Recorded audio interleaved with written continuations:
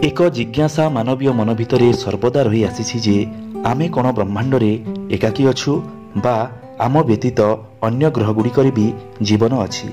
यही जिज्ञासा पिला मनरू आरंभ करी बड़ बड़ वैज्ञानिक मानू समान रूपे उद्वेलन करुथुबार देखा जाए। यही जिज्ञासार समाधान खोजिबा पूर्वरु आउ एक बिंदु उपरे चिंतन करिनेबा जरूरी जे पृथ्वी रे एमिति कौन विशेषता अछि जहाकू मनुष्य जीवन पाई उपयुक्त कहा जाई पारिबो।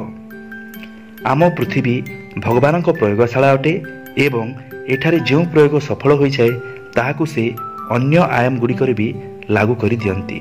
नमस्कार फ्रेंड, आरजे ओडियार एही चैनल को आपण मानकु स्वागत। आज आमे पृथ्वीर एमिति केतोटी रहस्य विषय जानिबाकू पाइबा। महर्षि अरविंद मध्य निजर चर्चारे एभली संकेत देइथिले जे आम पृथ्वी तापरि अन्य समस्त ग्रह ठारू भिन्न। एहार आध्यात्मिक कारण गुड़िक उपरे चिंतन करिबा पूर्वरु एहार वैज्ञानिक कारण गुड़िक उपरे भी दृष्टिपात करिबा जरूरी। जदिओ आमे पृथ्वी उपरे रही पारुछु एहार अर्थ नुहे जे पृथ्वीर प्रत्येक भाग आम पाई समान रूपे सहयोगी। समुद्र गभीरतारू आरंभ करी हिमालयर उच्चता मध्यरे मात्र 20 किलोमीटर क्षेत्र एपरि अछि जहा ए पृथ्वी उपरे मानवीय जीवनर संभावना को सहयोग प्रदान करिथाए। आमे जे केवल पानीर गभीरतारे श्वास नहीं पारिबा नाही ता नुहे, बरं पानीर गभीरतारे चाप को सही पारिबा आम पाई संभव नुहे, कारण पानीर द्रव्यमान वायुर द्रव्यमान ठारू 1300 गुण अधिक एवं सेतिपाई पहाड़ उपरकू जेतिकी चढ़ी होई जाए पानीर गभीरता को सेतिकी जाई हुए नाही। माउंट एवरेस्ट उपरे चढ़ी पारिबा मनुष्य पाई सहज, किंतु पानीर 10 मीटर गभीर तले बुड़ी पारिबा कठिन, कारण जेउ वायु आमे ग्रहण करू ताहार 80% नाइट्रोजेन। जेबे पानीर गभीरतारे चाप बढ़ी थाए तो एही नाइट्रोजेन बुदबुद रूपे आमर नाड़ी गुड़ी को छिद्र करी बा फटाई बाहर को बाहरिबारे लागे। किछि 100 मीटर परे बुड़िले सीमेंट भर्ती ट्रक को निज कांध उपरे रखी पानी को देइबा परी मने हुए। आम जानिबारे एही पृथ्वी ही मानवीय सभ्यता को पोषित करुथुबा एकमात्र ग्रह। एहा सत्वे एही ग्रहर प्रत्येक कोण आम जीवन पाई संपूर्ण सहयोगी नुहे। आमे माने मूल रूपे भूमि उपरे ही रही पारू, पानी उपरे नुहे, एवं एही भूमि पूरा पृथ्वीर 1/3 मात्र। पुणी एही भूमिर प्रत्येक अंशरे रही पारिबा आम पाई संभव नुहे। मरुभूमि आरंभ करी हिमशेखर मध्यरे एभली सबु स्थान रहिछि जेउठी आमे सहजरे और सुविधारे रही पारि नथाउ। एही पूरा पृथ्वी रे मात्र 4% भागरे ही सबु मनुष्य एकाठी मिसी रहुतुबा देखा जाए। सारांश रे वैज्ञानिक गणनारू जଣା पड़े जे वर्तमान सुद्धा आकलन अनुसारे आम पृथ्वी एकमात्र ग्रह जहा मानवीय विकास रे सहयोग करिथाए एवं एही पृथ्वीर मात्र 1/3 भागरे रही पारिबा आम पाई संभव। पुणी सेही 1/3 भागरू मात्र 4% भूभागर उपयोग आमे रहिबा चलप्रचल हेबा उद्देश्य रे करि पारू। एठारे प्रश्न उठिबा स्वाभाविक जे एही पृथ्वी रे एमिति कोन अछि जहा अन्य ग्रह गुड़िकरे नाही। तेणु करी एही पृथ्वीर एभली विशेषता गुड़िक उपरे थरुटी एक दृष्टिपात करिबा जहा अन्य ग्रह गुड़िकरे नाही। नंबर 1 उपयुक्त स्थान। आमे हुए तो अनुमान करि पारू नाहु जे आमर एही ग्रह तार सौरमंडल रे केते श्रेष्ठ स्थान रे रहिछि। उदाहरण स्वरूप आमे आम सौरमंडलर केंद्र सूर्य ठारू एमिति एक दूरतारे अछि जेउथरे सामान्य मात्र व्यतिक्रम जीवनर संभावना गुड़िक सकाशे कदापि उपयुक्त होई न थांता। पुणी आमर सूर्य मध्य पृथ्वी भली ग्रह को पोषण, ऊर्जा और सुरक्षा देवा पई एकदम उपयुक्त नक्षत्र अटे। भौतिक विज्ञानर नियमानुसारे नक्षत्र जेते बड़ होइथाए ताहा सेते द्रुत बेगरे समाप्त होई जाए। जदि आमर सूर्य ताहार वर्तमान आकार अपेक्षा 10 गुण अधिक बड़ होइथांता तेबे ताहा आजिठारू 1 कोटी वर्ष पूर्वरु ही निजर ऊर्जा और उष्मता समाप्त करि सारि थांता तथा ता सहित आमर सौरमंडल भी नष्ट होई जाई थांता। एहा सहित आम सूर्य ठारू आमर दूरता एते सठिक सते जेमिति केही स्केल पकाई ताहा स्थिर करिछि। जदि आमे आमर वर्तमान कक्षरू 5% भी ए पाख बा से पाख होइथान्ते तो एठारी मानवीय जीवनर कौनसी संभावना बाकी रही न थांता। उदाहरण स्वरूप शुक्र ग्रह रे सूर्यलोक आमठारू मात्र 2 मिनिट पूर्वर पहुँची थाए, किंतु एतिकी अधिक गरम जोगु सेठाकार सारा समुद्र सुखी जाइछि और पूरा वातावरण रे कार्बन डाइऑक्साइड छाई जाइछि। शुक्र पृष्ठर तापमात्रा 460 डिग्री सेंटीग्रेड। जो तापमात्रा रे तंबा तरली जाए तो मनुष्य शरीर उपरे ताहार केते और किपरि प्रभाव पड़िबो अनुमान करा जाई पारे। एहार विपरीत मंगल ग्रह रे सूर्यलोक आमठारू 2 मिनिट परे पड़ी थाए एवं एहार प्रभावरू सेठाकर पानी हिमखंड रे परिणत हो जाइछि एवं मंगल पृष्ठ एक हिम प्रखंड रे परिणत हो जाइछि। मने हुए जे कौनसी दैवीय शक्ति आम ग्रह को एकदम एपरी एक स्थान रे रखी देइछि जेउठी मानवीय जीवनर संभावना गुडी को साकार करा जाई पारिछि। नंबर 2 उपयुक्त ग्रह। सौरमंडल रे सबुठारु महत्वपूर्ण स्थान प्राप्त करिबा परे आम ग्रह गोटे ग्रह हवा दृष्टिरू मध्य सबुठारु विशिष्ट। पृथ्वी आमर एकमात्र ग्रह जार केन्द्र रे तरल लाभा भरी रहिछि।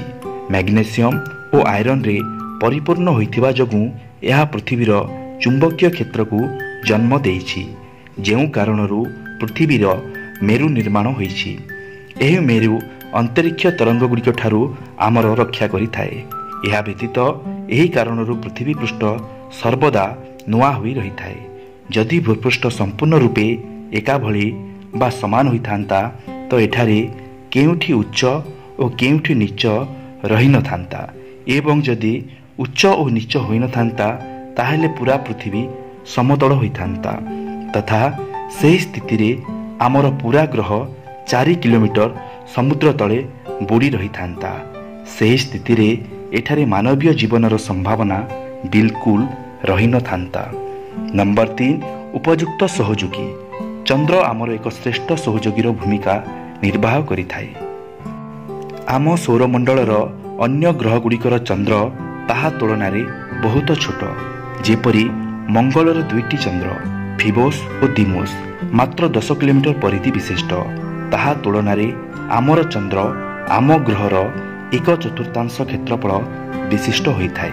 एही कारणरू चंद्रर गुरुत्वाकर्षण पृथ्वी को ताहार विशेष कक्षरे बांधि रखिथाए, जहा फलरे पृथ्वी पृष्ठ सर्वदा स्थिर रही थाए। यह व्यतीत चंद्र आमर ऋतुगुड़ी और जलवायु को मध्य निरंतर प्रभावित करिथाए, जहा अन्य ग्रह गुड़िकर चंद्र करि पारिबारे अक्षम होइथांती। नंबर 4 उपयुक्त समय।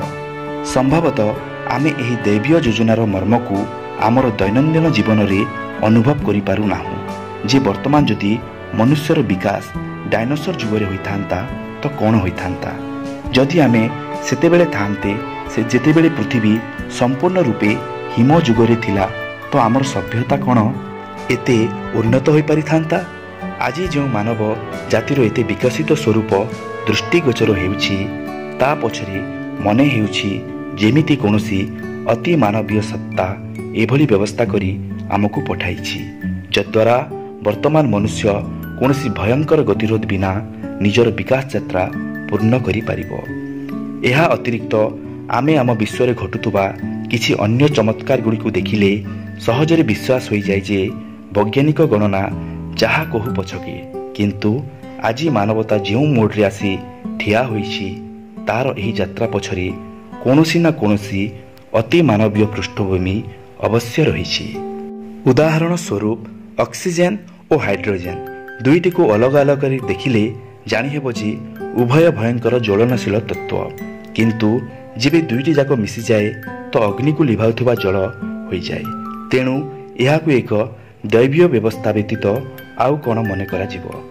लुणर रासायनिक सम्मिश्रण को देखंतु। सोडियम सबुठारु अधिक अस्थिर तत्व गुड़िक मध्यरु गोटिए। एहार मात्र गोटिए चुटकी मात्रा एते बड़ विस्फोरण करिबारे समर्थ जे अनेकंक शरीर छिन्न विछिन्न होइजिवो। पुणी क्लोरीन अत्यंत विषाक्त तत्व गुड़िक मध्यरु गोटिए। एहार उपयोग एबे भी विषाणु मानंकु मारिबा पई एवं ଏକ ବିଷାକ୍ତ ଗ୍ୟାସ୍ ରୂପେ କରାଯାଏ। ତେଣୁ ଏହା କ'ଣ ଏକ ଆଶ୍ଚର୍ଯ୍ୟ ନୁହେଁ ଯେ ଏହି ସୋଡ଼ିୟମ୍ ଓ କ୍ଲୋରିନ୍ ମିଶି ଲୁଣ ତିଆରି କରିଦିଅନ୍ତି, ଯାହାକୁ ଆମେ ଆରାମରେ ଖାଉଥିବା ଏବଂ ପ୍ରତିଦିନ ତାହାର ସ୍ୱାଦ ଗ୍ରହଣ କରୁଥିବାର ଦେଖାଯାଇପାରେ। ଅକ୍ସିଜେନ୍ ଏତେ ଜ୍ୱଳନଶୀଳ ଯେ ତାହାର କୋପରୁ ବର୍ତ୍ତିବା ପାଇଁ ଆମେ ସାରା ପୃଥିବୀରେ ଦମକଳ କେନ୍ଦ୍ରମାନ ନିର୍ମାଣ କରିଥାଉ, କିନ୍ତୁ ତାହା ହିଁ ଆମ ପାଇଁ ପ୍ରାଣବାୟୁ ହୋଇଯାଏ। ବୈଜ୍ଞାନିକ ଦୃଷ୍ଟିରୁ ମେସିନ୍ ପରି ଚାଲିଥିବା ଏହି ସଂସାର ଅନେକ ଦୃଷ୍ଟିରୁ ଏକ ମେସିନ୍ ନୁହେଁ, ବରଂ ଏଭଳି ଏକ ଦୈବୀୟ ବ୍ୟବସ୍ଥା ଯାହାର ସଞ୍ଚାଳନ କୌଣସି ଅତି ମାନବୀୟ ସତ୍ତା ଦ୍ୱାରା କରାଯାଉଥିବା ପ୍ରତୀତ ହୋଇଥାଏ। ଅନ୍ୟଥା କେଉଁ କାରଣରୁ ଯେଉଁ ପୃଥିବୀର ସ୍ଥଳଭାଗର ମାତ୍ର 4% ଅଂଶରେ ହିଁ ଆମେ ରହିପାରିବା ଯୋଗ୍ୟ ପରିସ୍ଥିତି ପାଇଥାଉ, ସେହି ପୃଥିବୀରେ ହିଁ ଆମକୁ ଏଭଳି କେତେକ କାରଣ ମିଳିଥାଏ ଯାହା ଏକଥା ଦର୍ଶାଇବା ପାଇଁ ଯଥେଷ୍ଟ ଯେ ଏହି ପୃଥିବୀ ଉପଯୁକ୍ତ ସ୍ଥାନରେ ଉପଯୁକ୍ତ ସମୟରେ ଉପଯୁକ୍ତ ସହଯୋଗୀ ସହିତ ଉପସ୍ଥିତ ହେବା କେବଳ ଏକ ସଂଯୋଗ ନୁହେଁ, ବିଲକୁଲ ବିରୋଧୀ ତତ୍ତ୍ୱଗୁଡ଼ିକ ମିଶି ଏଠାରେ ଜୀବନଦାୟୀ ପରିସ୍ଥିତି ଗୁଡ଼ିକ ନିର୍ମିତ ହେଉଥିବାର ଦେଖାଯାଏ ଏବଂ ଏତେ ସହଜରେ ବିକଶିତ ହେଉଥିବାର ଦେଖାଯାଏ ସତେ ଯେମିତି ସେଗୁଡ଼ିକ ଏହି ଉଦ୍ଦେଶ୍ୟ ପାଇଁ ହିଁ ତିଆରି କରାଯାଇଛି।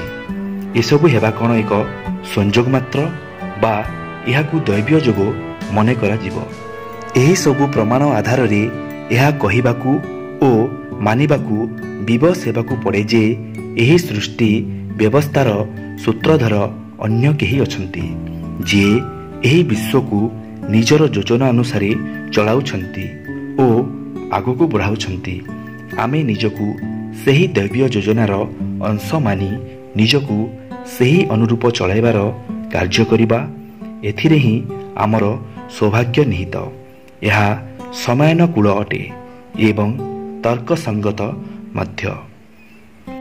ଯଦି ଏହି ଭିଡ଼ିଓଟିକୁ ଆପଣମାନଙ୍କୁ ଭଲ ଲାଗିଲା ତାହେଲେ ନିଶ୍ଚୟ ଲାଇକ୍ଟି କରନ୍ତୁ ଓ ହଁ ଫ୍ରେଣ୍ଡ, ସବସ୍କ୍ରାଇବ୍ ବି କରିନିଅନ୍ତୁ, ଯଦ୍ୱାରା ଆପଣମାନେ ଆମର ପରବର୍ତ୍ତୀ ଭିଡ଼ିଓଟିକୁ ସର୍ବପ୍ରଥମେ ଦେଖିବାକୁ ପାଇବେ।